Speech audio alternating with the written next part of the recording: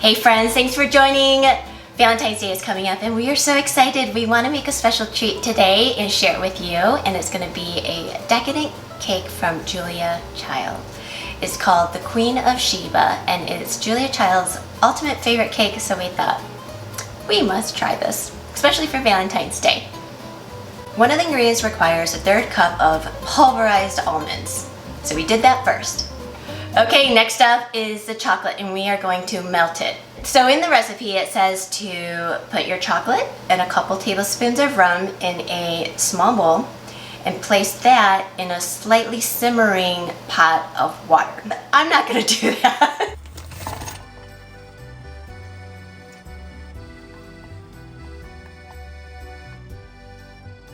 Alright, we got a stick of butter and 2/3 cups of sugar. Alright, let's go! Wait, so you used a whole stick? I was confused. It said a 1/4 cup of butter or 1 stick. So, was there a stick of butter smaller back then? Was there 1 stick like our 1 stick? I just said that. I just said that whole thing you just said. She's not listening to me. I'm thinking to myself. Here we go. Jina and I are doing exactly what everyone else is going to do. It's like, do I do the 1/4 or is it 1 stick? I'm going to go off Team of her 1 stick. I'm going off of her calculations, which said a 1/4 cup. Alright, moving on. Alright, so we're going to beat the egg whites and salt in a separate bowl until soft peaks are formed. So we're making lots of peaks today. If you're not using a copper bottom bowl, which I guess was really common back then you should add in like a 1/4 teaspoon of cream of tartar to help lift the peaks up. Should I do a flip test? Oh. Did you see that? It stays. Add a little sugar and then we beat it till we get stiff peaks.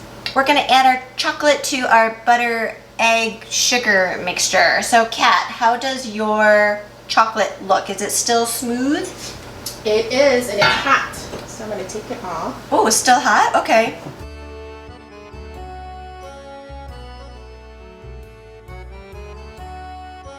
With that added almond flour, which we're gonna do, that's supposed to make it like a little bit drier. So I think the key to this, what Julia says, is that we're going to underbake it. I don't know if we're supposed to call it almond flour. Isn't almond flour just pulverized almonds? Yeah. I don't know. Is it? I'll put it on the bottom. Jina and I are obviously not experts at cooking. This was a pain in the tush to make. Didn't you think so? I mean, I'm gonna have the extra step of pulverizing it, but that was fine. So I took me my almonds and I pulverized it. wait, with the skin on? Is it with? Yeah, it didn't say to take the skin off. I was following the directions. What I did was page 582. I went to page 582 and it said pulverized nuts. And another thing about our cookbook, it didn't share what temperature to set the oven at. So we did a little research and Kat and I landed at 350. And another thing with the book, I know it sounds like I'm complaining, but something I'm not accustomed to is like through the recipe she would say refer to page this, refer to page this. So that was not enjoyable for me.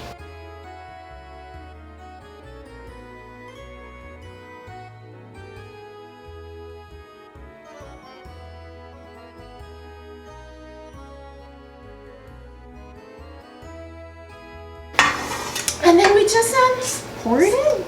That's it? That's it. It took forever to get here. We did it. I don't think I've ever made anything from her. I have her cookbooks. Oh. I'll be honest, I've always looked through it and gone, I can't do this. I don't have time for this.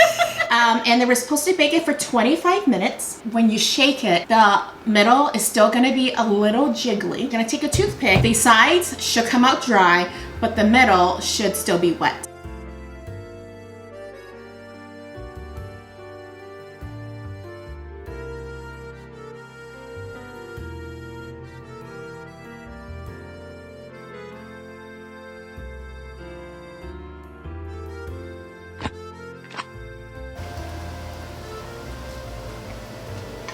It's really good.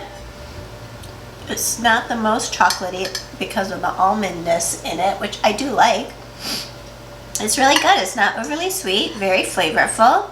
I feel like I'm eating like a gluten-free cake. It's dense, but also light at the same time.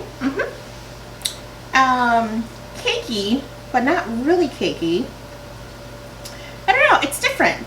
But I will say that the icing really, really helps it, because I would feel like it was too dry without.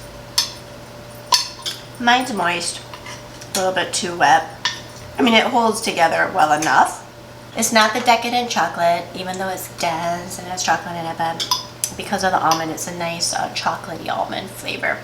So it is good. Don't love it, but there's really no reason not to love it. I think if someone gave me this for Valentine's Day, I'd be very happy. It would be really good with like coffee. But thanks for joining us. Happy Valentine's Day, or any day. Make this, see if you guys like it, and we'll see you guys next week, and make sure you subscribe. Will we feel like royalty while we eat it? So then I should do what I think it is. Wait, are you still talking about creme fraiche? Yes.